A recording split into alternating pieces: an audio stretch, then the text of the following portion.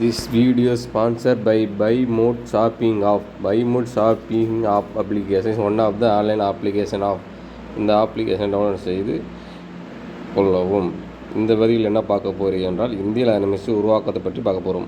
இந்திய அரசியலமைப்பு உருவாக்கம் மேக்கிங் ஆஃப் த கான்ஸ்டிடியூஷன் இந்த டாபிக்ல இருந்தா ஸ்டார்ட் பண்ணணும். பார்ட்டி எங்க இருந்து ஸ்டார்ட் பண்ணணும்னா அரசியலமைப்பு சட்டத்தை உருவாக்கி இருப்பாங்களே அதுல இருந்து ஸ்டார்ட் பண்ணணும். சரியா? அப்படியே எப்படி நான் நடத்த போறேன்னா ஒவ்வொரு டாபிக்கும் டக் டக் டக்னு முடிக்க போறேன். அது எப்படி நடத்த போறேன்னா அதுல முக்கியமான சைடு ஹெட்டிங்ஸ் இருக்கும்ல, அதாவது முக்கியமான ஹெட்டிங்ஸ் இருக்கும்ல, அந்த ஹெட்டிங்ஸ் அப்படியே நிப்பாட்டிட்டு அதுல இருக்கக்கூடிய எல்லா பாயிண்ட்ஸும் அப்படியே வரிசையா நான் சொல்றேன். சரியா? எல்லா பாயிண்ட்ஸும் வரிசையா சொல்றேன். டக் டக்னு ரிவைஷன் பண்ண மாதிரி நீங்களே எடுத்துங்க. சரியா? So first making of the கான்ஸ்டிடியூஷன்ல இன்ட்ரோ அறிமுகம். மேக்கிங் ஆஃப் த கான்ஸ்டிடியூஷனோட அறிமுகம். இந்திய அதாவது உலகத்திலே அரசியலமைப்பு சட்ட புத்தகத்தை முதலில் உருவாக்கிய நாடு எது அப்படின்னு கேட்டாங்கன்னா அமெரிக்கா நாடுங்க. உலகத்திலே வேர்ல்டுலே வந்து கான்ஸ்டிடியூஷன் கான்செப்ட் உருவான முதல் நாடு எதுன்னு கேட்டாங்கன்னா அமெரிக்கா நாடு.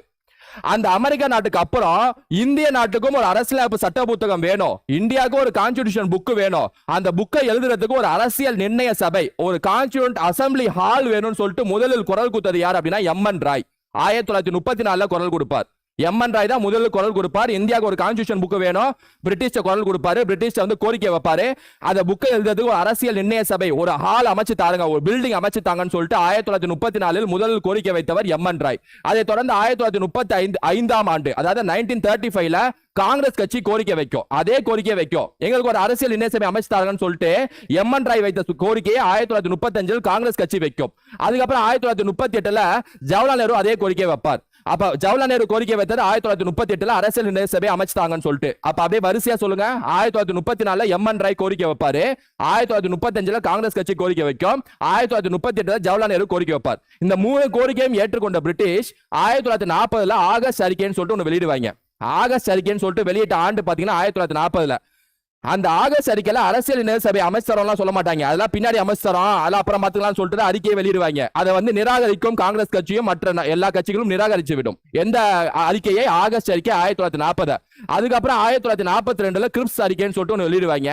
அதுலயும் வந்து ஏற்றுக்கொள்ள மாட்டாங்க. அரசியல் நிர்ணய சபையில அமைச்சரம் சொல்ல மாட்டாங்க, எல்லாம் அப்புறம் அமைச்சரம், 2ஆம் உலக போர் போயிட்டு இருக்குன்னு சொல்லிட்டு தட்டி கழிச்சிருவாங்க பிரிட்டிஷ்.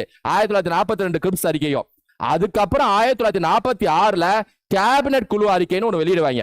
1946 கேபினட் குழு அறிக்கை, அதாவது அமைச்சரவை குழுன்னு வெளியிடுவாங்க. அந்த அமைச்சரவை குழுல தான் என்னென்ன விதிமுறைகளை ஃபாலோ பண்ணணும்னு சொல்லிட்டு அந்த லிஸ்டே வந்து வெளியிடுவாங்க. அரசியல் நிர்ணய சபை அமைச்சு தரோம், அதுல எத்தனை உறுப்பினர்கள் நாங்க அமைச்சு தர போறோம், அதுல எவ்வளவு பிரதிநிதித்துவம் இருக்க போது, அது என்ன மாதிரி தேர்தல் முறையில் அமைச்சு தர போறோம்னு சொல்லிட்டு அந்த அறிக்கை வெளியிட்டது எந்த குழு அப்படின்னா அமைச்சரவை தூதுக்குழு. எக்ஸாம்ல கேட்பாங்க, இந்த கான்ஸ்டிடியூண்ட் அசம்பிளி அரசியல் நிர்ணய சபை அமைச்சு தரதுக்கான எந்த குழு பரிந்துரைத்ததுன்னு கேட்டாங்கன்னா கேபினட் மிஷன் குழு.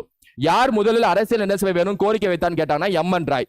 எந்த வருஷம் கேட்டாங்கன்னா 1934. உலகத்திலே முதல் அரசியலமைப்பு சட்ட புத்தகம் எழுதிய முதல் நாடுன்னு கேட்டாங்கன்னா அமெரிக்க நாடு. நேரு எப்ப கோரிக்கை வச்சார்னா 1938. ஆகஸ்ட் அறிக்கை எப்பனா 1940. கிரிப்ஸ் அறிக்கை எப்பனா 1942. இந்த அமைச்சரவை தூதுக்குள்ள என்னென்ன சிறப்பு அம்சங்களை எழுதியிருப்பாங்கன்னு சொல்லி பார்த்துருவோம். சரியா?